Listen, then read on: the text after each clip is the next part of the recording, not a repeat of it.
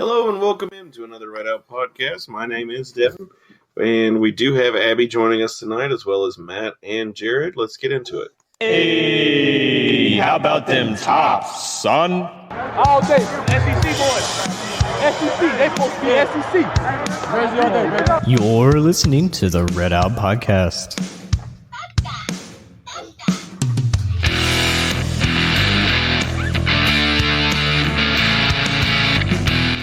Thank you all for joining us tonight. Let's get a quick word from this episode's sponsor. I've needed a therapist. We all need someone, and it's a strong person who can admit it. I talked to my doctor, who referred me to a therapist, and I really didn't have much say as to who the therapist was. But with this episode's sponsor, BetterHelp, you do. You can filter out who you would like to talk to, age, gender, religion, and more to pair you with the person who works best for you. And if the person isn't exactly who you were wanting, you're not stuck. You can switch counselors. BetterHelp strives to offer affordable, professional, and accessible online therapy. So go to betterhelp.com/redout today to save 10%. By doing this, you not only support us, you can work toward a brighter, healthier you. Thank you to BetterHelp for sponsoring this episode. Yes, thanks again. Use that code, you get 10% off. It supports us too, so definitely check that out. Matt, how's it going, buddy? Hey, man. How we doing? Good. I'm just relaxing, enjoying life, and not talking about Western basketball right now. So, yeah, let's just ignore it. Well, I mean, Let's talk about anything but. Yeah, let's talk about everything but Western basketball. Well, I guess first off, loser Kentucky right now, as in the whole state, or at least the part we live in, about to get hit with an ice storm. Yeah. It's supposed to be like tomorrow morning or something? Yes. It hits us around 7 to 8 o'clock, depending on like how it moves and everything.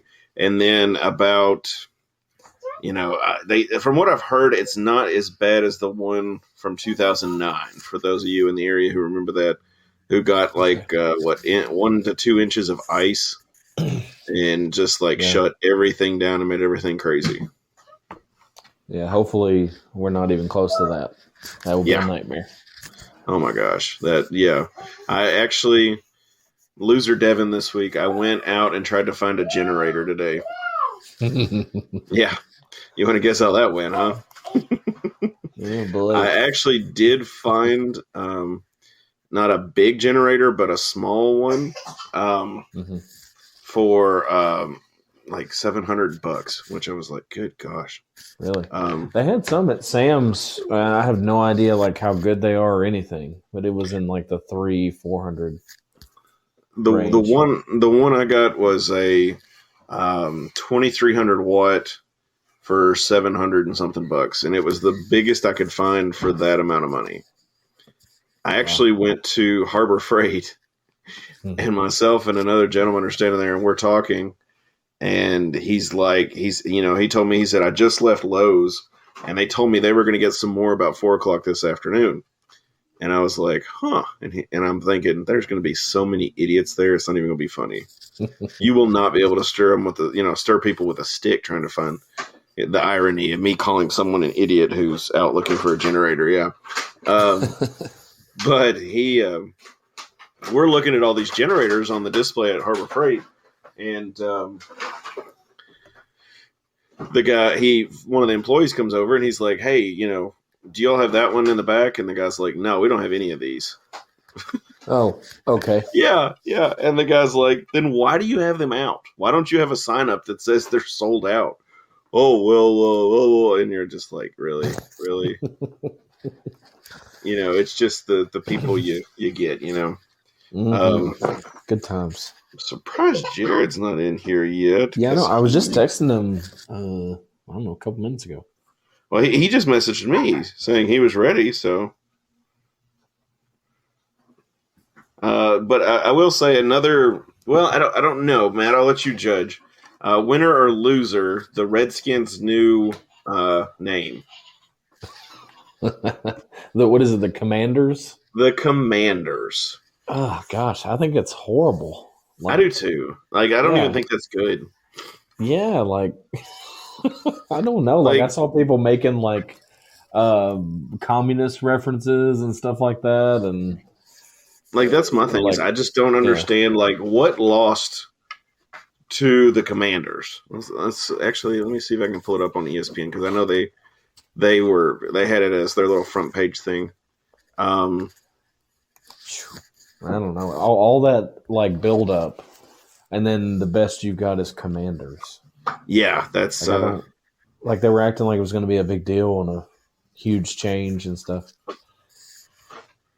And I saw somebody comment like Commanders take over for the Redskins or something, and they were like, that sounds like something that happened in the 1800s. So, they were talking about this like offensive Redskins thing, and then they have like the Commanders take over the Redskins. Yeah, I don't know if they thought that one out.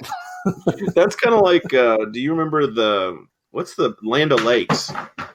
Yeah, my daughter's just throwing stuff. Land O'Lakes, they said that the Native American on the package was racist, but then they took her away, and we kept the land. Which, by the way, like that's like the worst thing ever. Like, who thought of that? That was a horrible idea. Yeah. Okay. No string. Oh my gosh. Yes. Oh yeah. We've got a rope, a little paracord rope from somewhere, and we just decided to run through the house with it. Hey, Jared, can you hear us? Yeah. Okay. Good. So, Jared, just talking the Washington Commanders. What do you think? Yeah, out of all the names that they could have chose from, that one's pretty bad. Like, I mean, I feel like there is so many other things in Washington you could have named them. Yeah. And kept the same colors. Like, they could have been like the Red Wolves. I mean, I don't know. I mean, there's Literally no wolves in Washington, but that doesn't matter. If the Utah Jazz are allowed to have their name, then they can do whatever they want. Yeah. I mean, you could just kind of go with whatever. The Hawks. Well, I mean, I guess we do have a Hawks pro team, actually. Never mind. I was just skimming through real quick. Technically. Well, that's NFL, but we do the NBA. They can be the Land Hawks. No, that would be cool. The Land Hawks. There you go. Land Hawks. Could be the Washington Blowhards, and it would represent Congress. But anyway. And it's also Washington. If you think about it, Washington State. That would be a perfect rivalry game. They should have done that. NFL script writers have fallen asleep because they worked so hard to give us the most incredible playoffs we've ever seen. I will say, I am very happy to see Cincy in the Super Bowl. Yeah, I don't think anybody would have predicted that at the beginning of this season at all. Yeah, the writers did a great job in planning this out. So. Yeah, all the WWE rejects. Yeah. They're like, you know what? Joe Burrow in the finals. Nobody will see it coming. Against LA. Yeah. Which, by the way, I know we haven't heard from Cousin Jake in a while, but we speak on the regular, and he was telling me, how's he doing? In his opinion, Matt Stafford looks like the fat frat guy that graduated but has never left the house. Honestly, though. And I cannot unsee that. And everybody I tell that to, they go, oh my God, I can't unsee that now. Yeah. There was somebody that said that he looked like Elon Musk, and I see that a little bit too. Oh, like his illegitimate son. That would be hilarious. Yeah. That would be like the most. I'm sure those two would have the most to talk about. Just like how Joe Burrow looks like Kevin from Home Alone. Yes. He does. It really does. So, okay. So, Miami Dolphins news. Brian Flores is suing the NFL. Jared, what do you think of this? I mean, the thing is, I believe him. And also, I mean, there's a lot of layers to it. But, of course, the biggest one that's been kind of exposed is the text he got from Bill Belichick. It was kind of hard for me to believe that just from the way that Bill Belichick actually texts, like using all those exclamation points. Like, I figured there's no excitement from that man at all. Devin? We're going to sing and talk, so... Okay, I mean, you can mute yourself if you have to. I'm just saying. I haven't read into as far as the facts of the case or anything like that yet. But So the text from Bill Belichick is very interesting because he was congratulating Brian Cabal, I think, or however you say his name, about getting the Giants job, but he accidentally texted Flores, and it was a mistake on his part, but it just showed how the Giants already basically hired the other guy when Brian Flores was supposed to interview for the position. So, I mean, it just kind of shows that he was never taken seriously as a candidate.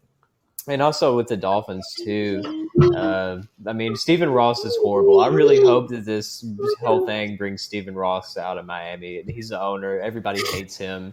He's single-handedly destroyed the franchise.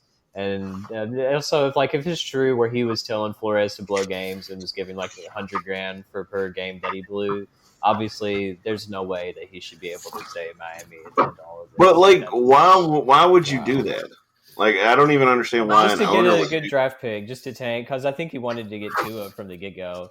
That was his goal, regardless of what would happen to get Tua. So, it was annoying. Oh, Jesus. Anyway. Devin, are you mopping your floor? Is that what's going on? Mopping? God, no, I'm not mopping the floor. She is just, decided to rearrange the room and just decided to let stuff fly. Easy. You know, like those cartoons where the character is bent over in a trunk or something and just starts throwing stuff out? That's what she's doing, essentially. Nice. Yeah, so it's great listening. Matt, do you have any winners or losers this week?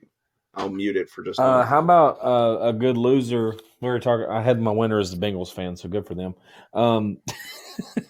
How about Adam Schefter as the big loser? Like he puts out this big rumor that Brady's retiring, and then Brady's like, no, and then he kind of leaves retires anyway.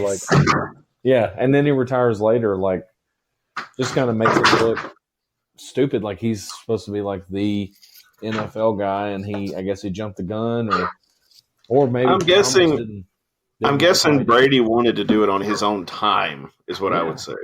Yeah. So, and so when he did that, which, by the way, so I mean, I don't. Was that Saturday or when it was announced?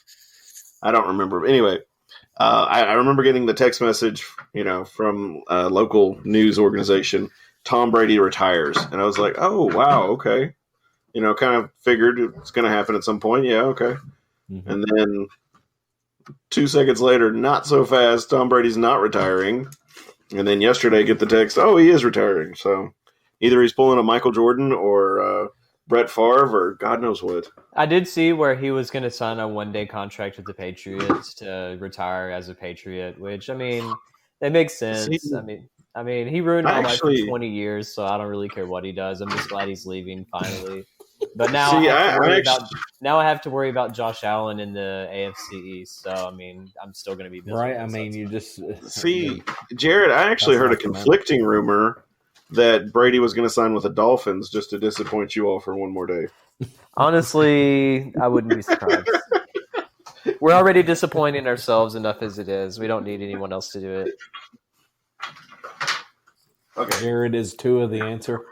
I think if he actually gets an offensive line that lets him have more than 3 seconds in the pocket, then yeah, I think he can be pretty solid. But man, I mean, he's still like one of the most pressured and rushed quarterbacks all season. I think he was pressured more than Burrow was this year, and that's saying a lot. At least Burrow, he has a faster release and is able to still have Jamar Chase and all of that to help him out. Which Jalen Waddle looked really good in his first year. So I'm really excited to see how he looks if they can actually get – like they have a ton of cap space. I really hope they can get some good draft pieces, maybe some free agents. But with all this going on now, I mean, I don't know why anyone would want to come to Miami. Yeah, bunch of racists. I know, right? But seriously, though, Stephen Ross needs to go. Crazy. I will pack his bags for him and get him out of Miami. If I have to. I'll say my brother down there again, Matt. I'll drive by myself down there and help him pack. There you go. See, my brother is a Dallas fan, and he says the same thing about Dallas. Oh God, never forget. Oh boy. Okay. So, Matt, do you? Devin, Okay, calm Matt, down, do you dude. mind? Seriously. Do what? Quit throwing a fit, Devin. You're a man. Yeah. Yeah. So, Matt, do you mind updating us on the Lady Tops? Yeah, sure. So, not a great update this time. The girls actually lost their first two games in conference this past week against UAB and Middle. Honestly, it was kind of to be expected. Like, honestly, you kind of know that they're probably not the best team in Conference USA. They just kind of had a pretty easy schedule, but they did have some decent wins, and a bunch of their wins were by double digits. Actually, all of them except one in conference was a double-digit win. So they were showing that obviously they've put themselves together enough to be pretty decent. But they came out against UAB, and they actually lost by 16, but it was much closer than that. I think what it was, and I hadn't looked at this in a little bit, but I think they just couldn't hit anything. Like they shot 36.5% for the game, made less than 30% of their 3-pointers, and missed and shot 60% from free throws. So I just think they couldn't buy a shot. Just kind of went cold at the wrong time, and they shot 22% in the second quarter, and under 40 in the fourth, and just kind of bad. Yeah, I'll agree with that.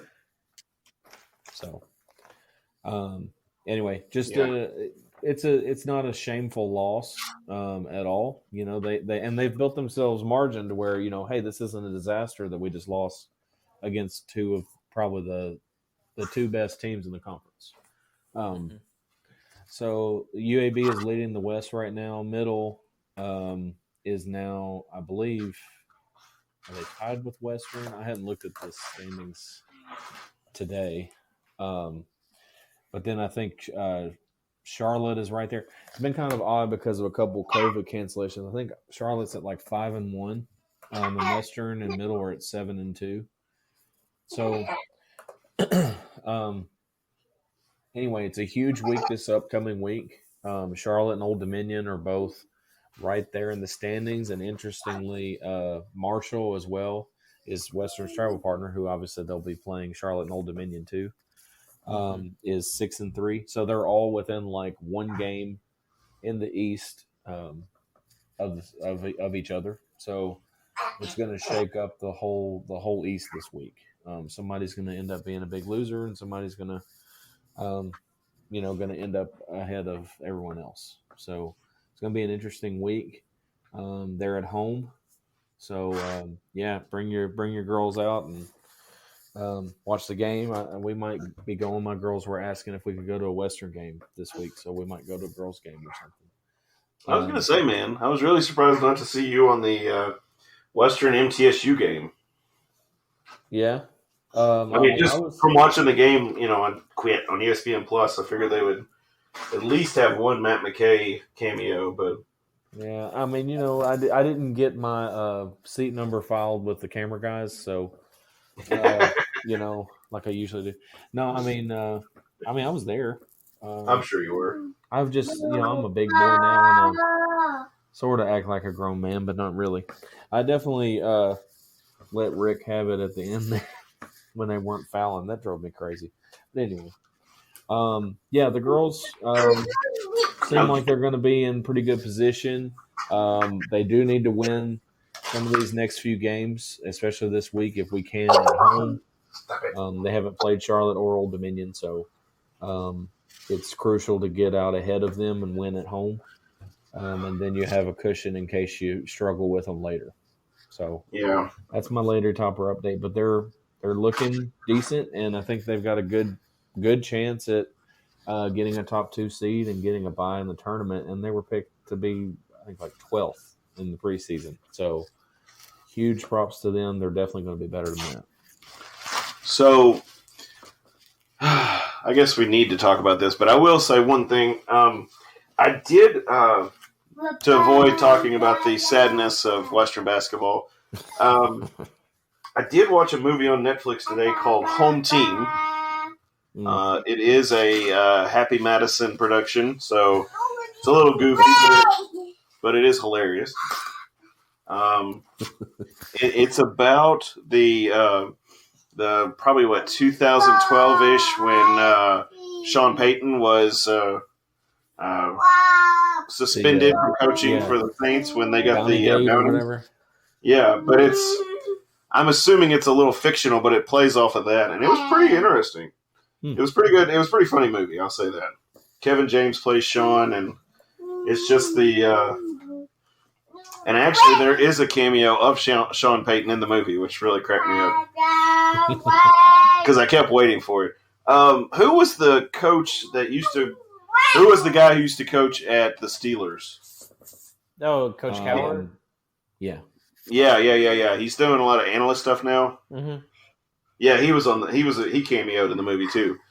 I was like, that is hilarious. But anyway, Western basketball. 5 straight. Do you think, I'll go to Jared first and then I'll go to Matt because I think I know how Matt is. Do you think, Jared, that it is that Western should have lost all 5 of those games? They shouldn't That's the have question? won. Sorry, Yeah, I was go definitely ahead, Jared. expecting something deeper than that. But Sorry, I'm a little distracted. just a little bit. But honestly, yeah, I mean, a couple of them were still really close. I still feel like a few of those games they should have done a lot better in. Obviously, the middle game was one of them, but of course, going back to the 3-point defense or lack thereof, I guess I really should say, it's just hard to watch. I mean, you can't just expect people to miss all their shots. I mean, the UAB game was such a winnable game. It would have been a really good one to have.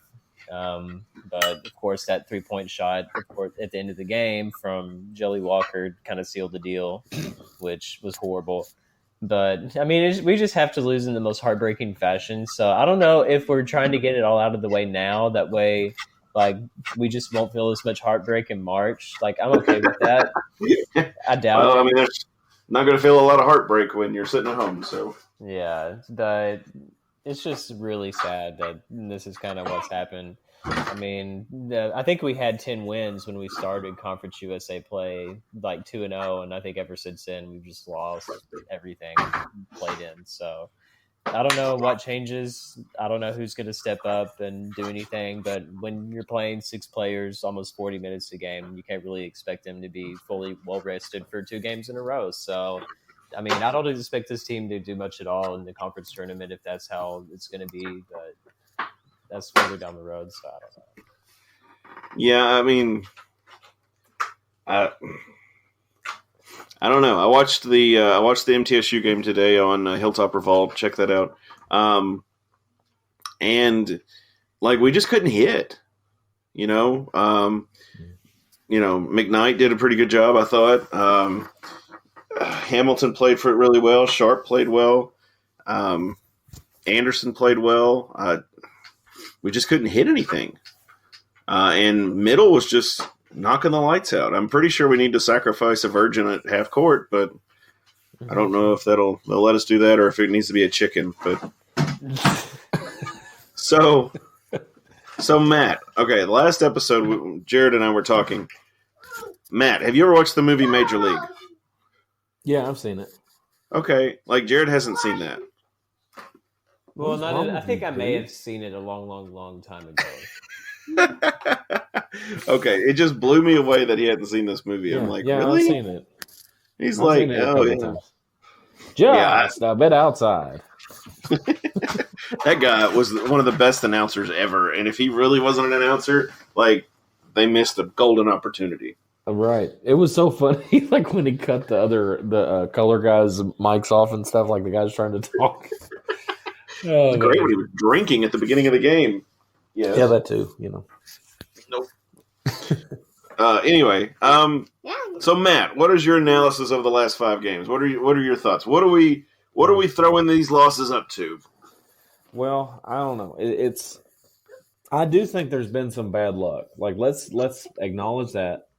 that in each of these games, there were some things that went wrong for Western, such as not making shots, them making 2 game winners in a row, FIU and UAB. Middle shot way above anything they had done all year in everything. They made like 94% free throws. They made 57% from the field and from 3. Like, Middle shot under 30% for the year on threes until they played Western, and they were scoring like 71 points a game. And then all of a sudden they dropped 93 on us.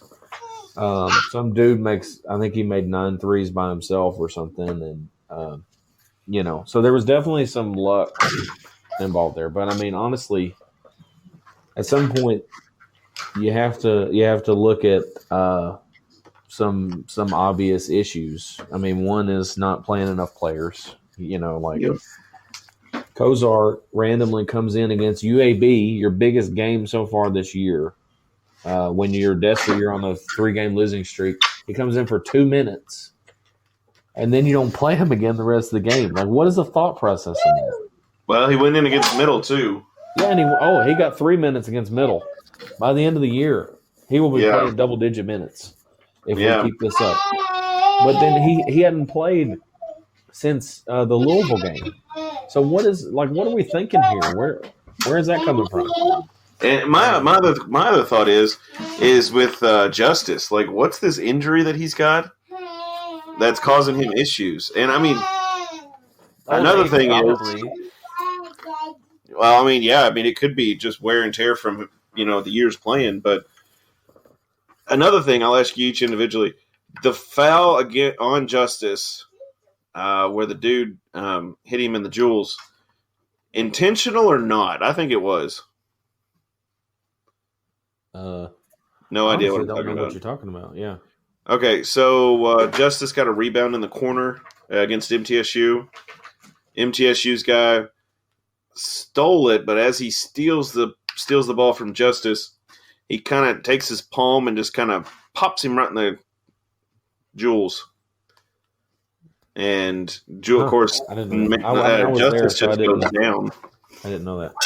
Well, that's when the refs stopped it forever, trying to figure out if he actually, they thought it was intentional or not. That's what that was about. See, we didn't know. It was live, and we just knew that they were wasting our time.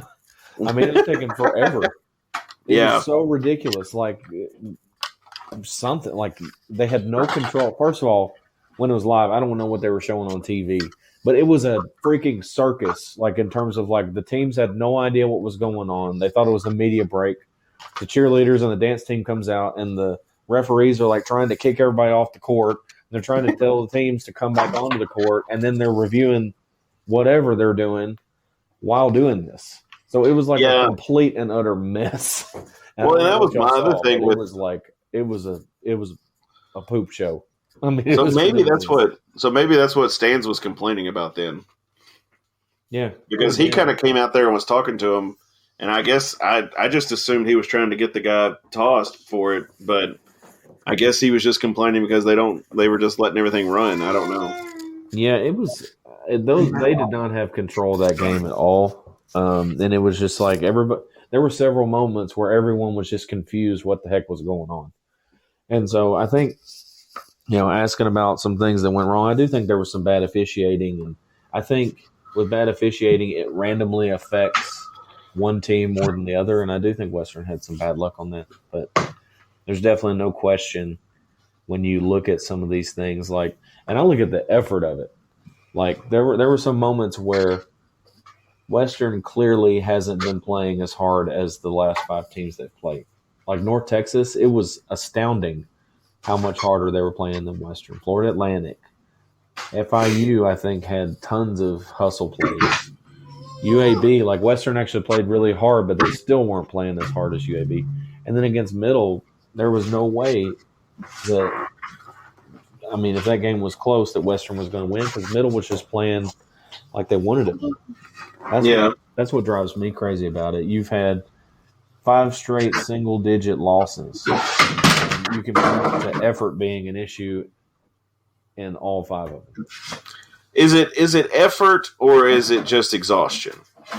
I think, yeah. I mean, that's definitely got to be part of it.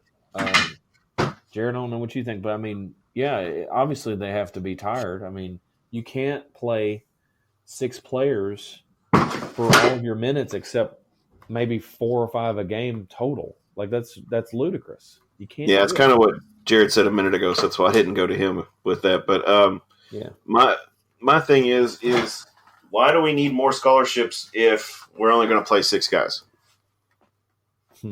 Is that not a legit question? I mean, yeah, we're only going to play 6. What's it matter? Yeah, save the money. I mean, and I'm not saying we should have 40 guys on the team.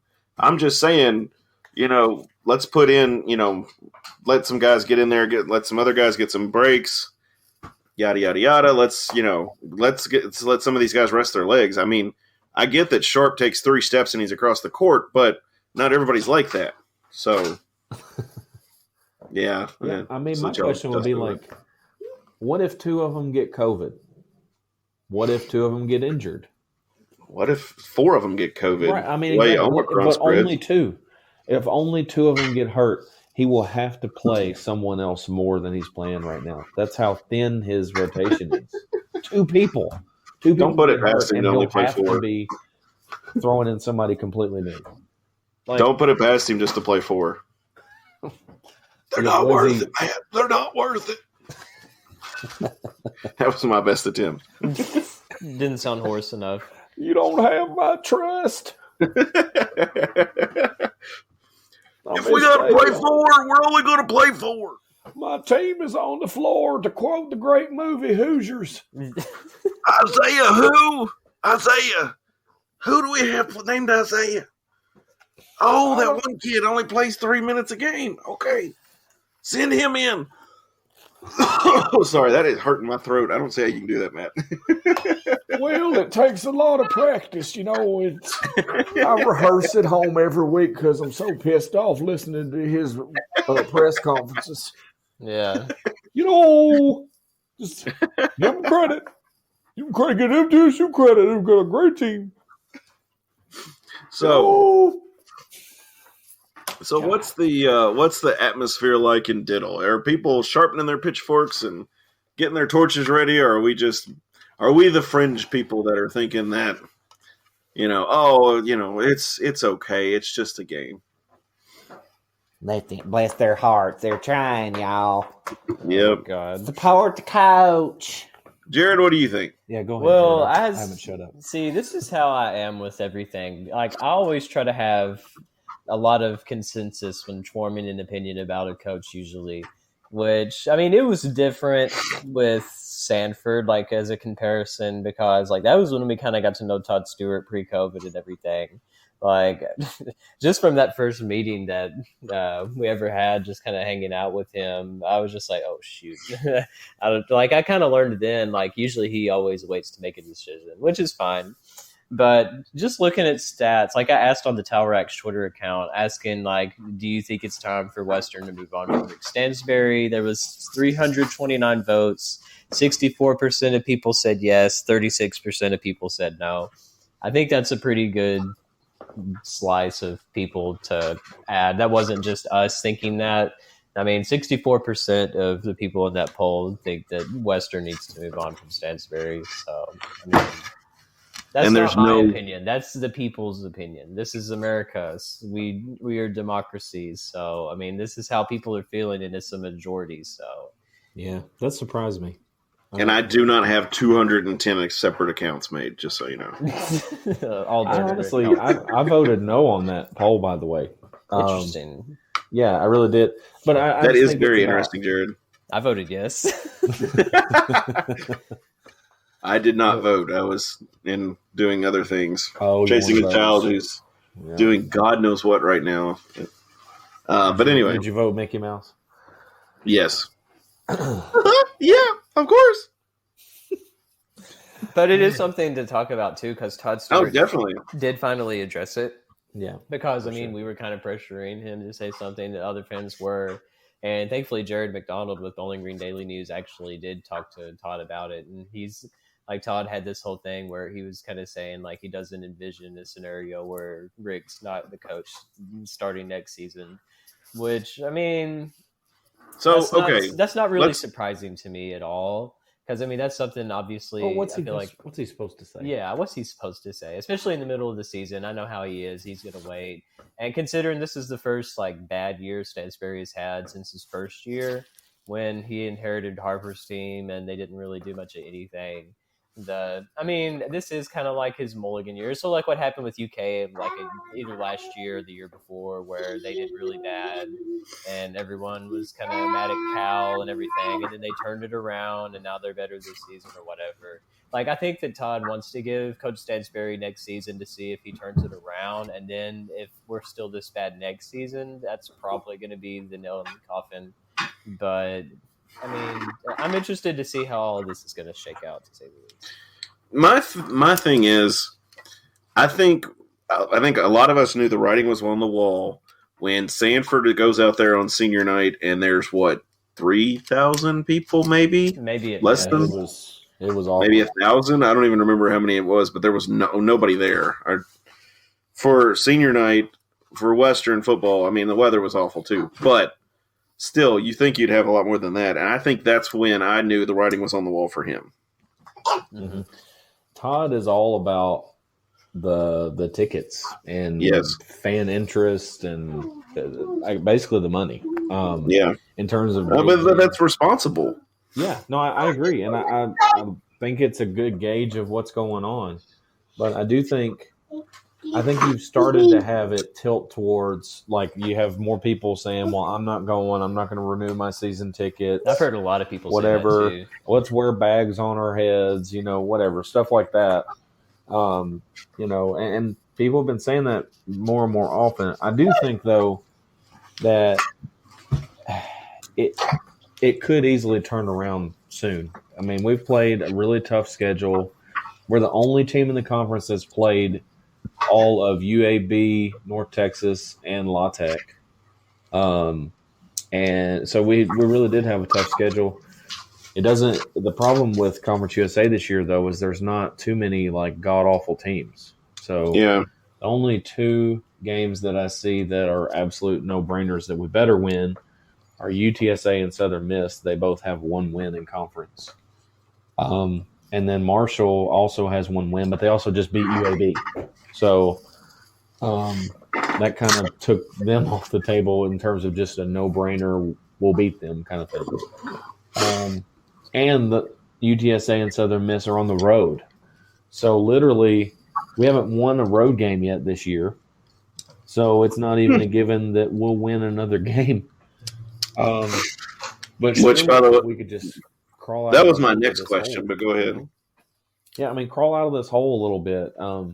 I just think hopefully we'll pull it together. But I do think if it goes on a little longer, it's going to be to the point that you're going to start losing faith and the locker room's going to start pulling apart and the fans are going to completely turn off. So it could get bad pretty quick if they don't win here. I feel like it's already starting to get to that point, though, because, obviously, as the advent of the WKU basketball group, I've got to see all of those wonderful posts and comments and people getting triggered all the time and flagging stuff and not having to address everyone and be like, y'all need to calm down. It is to the point where I've seen a lot of comments on Twitter and Facebook of people saying they don't want to renew their season tickets, that they're not going to be interested in basketball as long as Rick Stansbury is here for the most part. I feel like the only thing that can really, really, really revive fan interest is if he has some type of miracle Ray Harper run and able to get in the tournament, win 4 games in 4 days. But I don't see that happening at all this season. But even if he were to get another Charles Bassey or something committed, and do you think that would help sell things if he's able to get some more big recruits to come in or transfers or however he goes about it, which of course he struck out this year with Zion Harmon and Keith Williams both not being able to do anything. Attendance wasn't that great even when it was still possible that Williams and Harmon were going to play. Yeah. like we didn't sell out against Louisville. That's bizarre. Shocker. That there was it wasn't a sellout. It was close, but the fact that there wasn't enough demand to fill up the stadium, that blows my mind. And then some of the other games, you're having, 2 to 4,000 really. I don't think there was any more than that in any other game that I know of this year. It's kind of a bad indication of some issues. And I think that's a factor, but I mean, I don't think it's that big of a factor. And I think I don't think we can say factor any more than what we have, but the truth is that if we tank this season, I think Stans is on the hot seat, because if we tank, Western fans are going to turn. They're not going to come to games. Win a couple more games for sure. And I think you got to end the slump. The slump's got to go. Yeah. Quick. My formula is if he wins 2 of the next 3, then he'll probably hang on the rest of the year for sure. But if he doesn't, I feel like you're going to have enough that it's going to be debatable whether he should go ahead and go. No. I really think that's what killed me with Mac was with Chris Mack in Louisville. Like, he got booed. Like, the fans literally booed the team, and I'm like, no, that doesn't look good. Yeah. And then they tossed him like the next week. He was out. Wow. So, I mean, it's just, you don't really know how to respond to some of those things. Yeah, we're sitting right by the mic now, so you're going to hear a lot more Abby. All good. But anyway, so theoretically, Jared, what do you think? How do you think we're going to end this season? What's our final record ish? I think we might be able to find a way to get to 500 overall. I think that's still very doable. But I mean, I don't know about conference-wise. I mean, we could get to 500 conference-wise too, but it's going to take a lot of work, and it's going to require a lot of games won in a row. There's something in this team's going to have to click for that to happen, to already be set back this far. But I mean, I don't see – they definitely aren't getting a 1 seed in the East. I definitely don't see that happening. I feel like their only hope for getting in the NCAA tournament is winning 4 games in 4 days. And if the UAB and MTSU games, those games are any indication, that's probably not going to happen. Because, I mean, Didn't Rick say himself that after the UAB game, the reason they looked so bad against Biddle was because they left everything out there against UAB. They didn't have anything left. Like, well, what kind of precedent does that set? That, we tried hard in this one game and we lost. So it made it harder for us to win this other game, which we did lose worse because we were already tired. Like, no one cares, because at this level, I mean, you're expected to use your bench or have people ready to play. Like, imagine if an NBA team, like, I mean, they do the load management in the NBA, but just like a team throwing away a game, like, we were tired because of the game beforehand when we traveled, so we didn't really play it, so we weren't able to win. Like, you should always have some type of plan to try to eliminate that from happening, in my opinion. But what do I know? Yeah, I agree with that, Jared. I think as a coach, you have to be able, especially basketball, to judge the guy's, condition. For instance, let's say, Justice, because he's the one that sticks out the most to me right now. He's hurting. We need to get somebody else in there for Justice. Yes, I like Justice. He plays great. I still would hate to think of what this team would be like if he didn't show up and come play.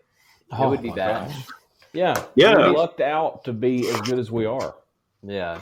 And the thing that's, I mean, I still feel like he should go and give Kozart and Brashear both minutes, because they had some games for them. I mean, Butts hasn't really done much of anything this season, in my opinion. He's about one of the most underwhelming transfers we've had come in since Junior Lamamba.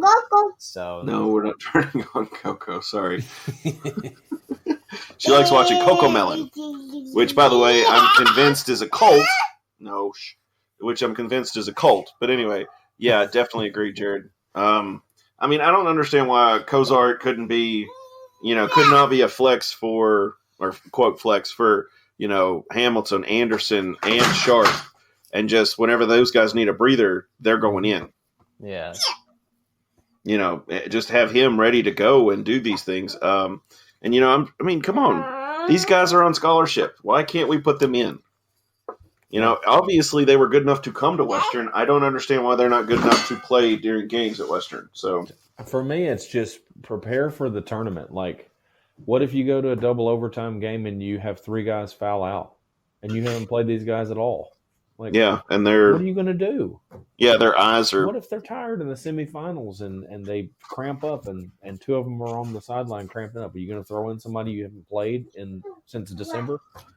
Well, look at Sharp. Look at Sharp when he rolled his ankle against Kentucky. We had nothing after that. We had nothing against him. Mm-hmm. Yeah. He also had the one game early in conference too. He tweaked his knee and wore a knee brace the next game. So the guy's 7'5". It's not like he's made of steel, Yeah. Dude, honestly, I love Sharp. I really do. And like watching games with him, he reminds me of Kavaris Thomas that used to be at Western. He's so tall, he doesn't even look real. And that sounds bad, but it looks like when you made an NCAA basketball team and you were just editing them, and you're like, you know what, my center's going to be 7'5". Yeah, literally, he was at half court, and I was watching near the middle game. He was at half court, and he looked to be the same height as Anderson or Hamilton. I can't even remember who it was. Yeah, but it was dude, you're and the only time he got shrunk, it looked, the perspective wise, he looked smaller, was when he was on the other side of the court. Yeah. And I'm like, Jesus, this is. In person, it's I'm 6'3", right? I'm tall, and he's 14 inches taller than me. I'm usually the tallest person in most rooms I ever walk into or whatever. I'm close. He's 14 inches taller than me. It's insane how big he is. It is. He is for real 7'5".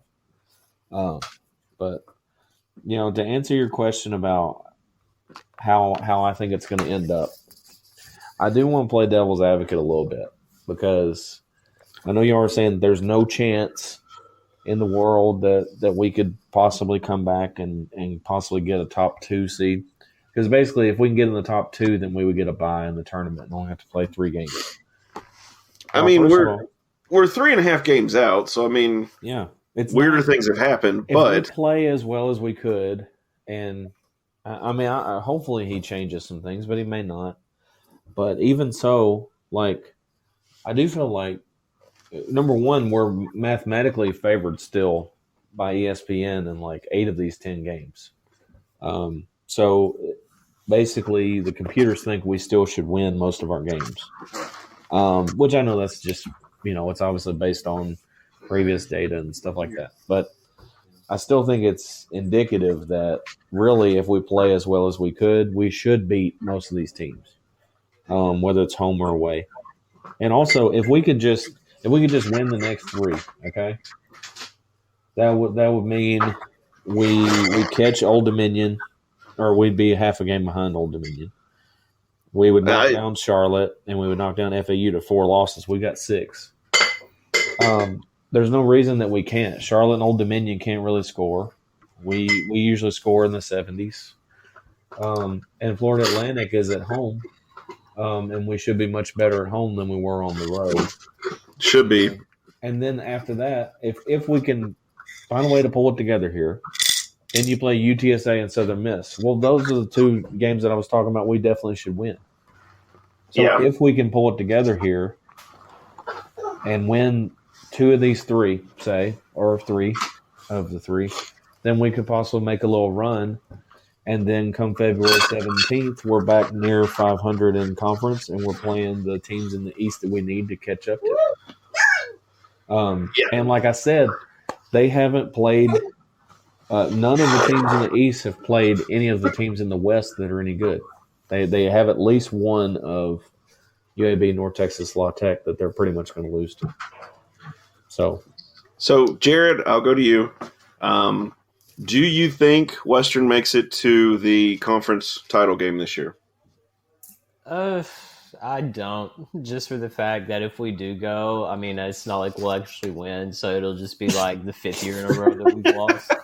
And I would love for that to not happen. So I'm just telling myself we're not going to make it because if we were to make it, we would probably lose in an even more ridiculous way than when with North Texas last year, which is unheard of. But I'm sure we'll find a way. So, Matt, what are your thoughts? I just want to vomit with the thought of thinking about losing another championship game. Yeah, same. Like we would probably like blow Southern Miss out by 50 and then face them in the championship game after they played 4 games beforehand and then lose. Yeah. That is a tough question. Okay. How about this? We'll give how about a percentage chance? I'll give you that. Okay. What is the percentage chance that Western makes it to the Conference USA championship game? Not even wins, just makes it. Let's say 25. I was thinking 15. I give it a little higher, 30. Okay, so you think that out of 3, we would do 3 attempts out of 10. It seems reasonable that we could possibly do it. Okay. I mean, first of all, we lost against a bunch of these teams by just a few points. So there's going to be like the revenge factor. And I do think that we're definitely going to be playing better than we are right now. I think we'll have a few wins under our belt. And I don't know, maybe the path will work out. Okay. Matt's being optimistic. That's. I'm trying to be, man. I don't want to be depressed, and I don't want the coach to be fired. And I don't either. I do not want Stans to be fired because I know that. Win, dude. Well, I mean, I just know that next year, if we're starting over with a new coach, it's going to be rebuilding. I mean, it already feels like that this season, honestly. Well, with Bassey gone, I can see that, you know. But still, I mean, Sharp is really good. Sharp is good.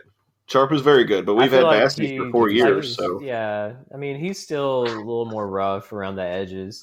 I mean, if he can gain a bunch of weight, some muscle, and everything, and can just work on some of his post moves and everything, I think that Sharp can be as good as Charles Bassey, if not a little better, because obviously people are already looking at him for his size anyways. And just the fact that he's as mobile as he is for 7'5" is completely unheard of for any type of player like him. So all he has to do is just kind of get used to maybe making some more free throws and just some more post moves. Obviously, staying out of foul trouble is big, but I mean, his upside, like the ceiling on him, is unheard of.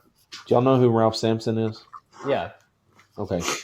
I mean, that's kind of, to me, that's his, like, maybe maximum potential. Like, he's that size, and he's kind of built that way, but he has skills like Sampson had, able to move and able to do things and,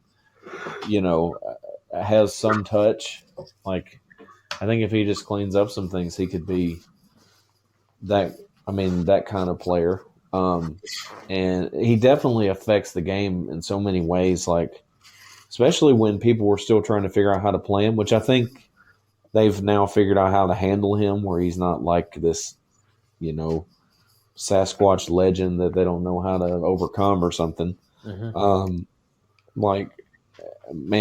People weren't taking shots inside the paint against him at all. Wow. Like they would avoid it. They wouldn't even come to try a layup because he would just block the holy crap out of them. But now I think they've figured out how to mess him up on a pump fake and stuff like that, and give him a body, and they also run action behind him and stuff.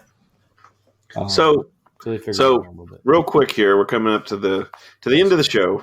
We'll just do a quick thumbs up, thumbs down on Western beating the next 3 teams. Jared, Charlotte, thumbs up or thumbs down? See, I still am not sold on them. I'm not, but then again, we haven't really won a road game, so I'm still going to do thumbs down. Wow. Matt, thumbs up or down? I got thumbs up. I think they can't score, and they don't play great defense, and that's a bad matchup. We should beat them. I'll go thumbs up too. I'll join with Matt on this one. ESPN's got it pretty close, but they say that we should beat them about 60% of the time, which seems fair. ODU. Jared, thumbs up or down? God, I haven't even thought about Old Dominion at all. I mean, I know how Jeff is with his teams. I mean, it just depends on how well we can shoot the three because I know they're going to slow the tempo down. Okay. I don't know. I mean, I guess I'll go thumbs up just because we've looked better against Old Dominion in recent years. But, I mean, it depends on how we do against our defense. Matt, thumbs up or down? I got thumbs up. I think they're not as good as they usually are. They're definitely not even close to some of the teams they've had.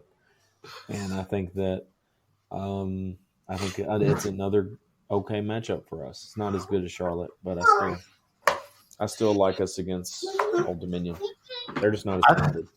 I think Old Dominion's going to be a tough game for us because they are such a defensive team.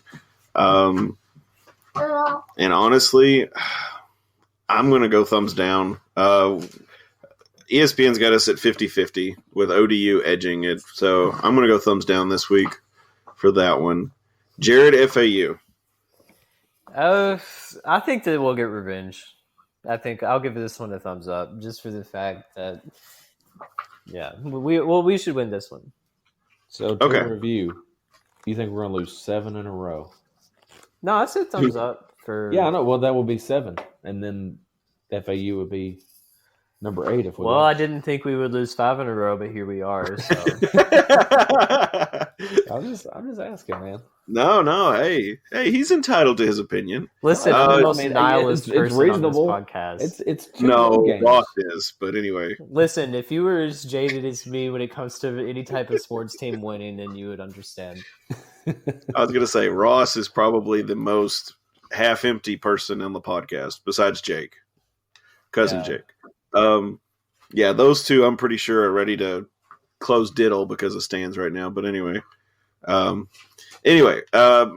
what are you looking at? For FAU? Sure, I guess that's where we're at. Yeah, I think so. It's Devin. Come on, man.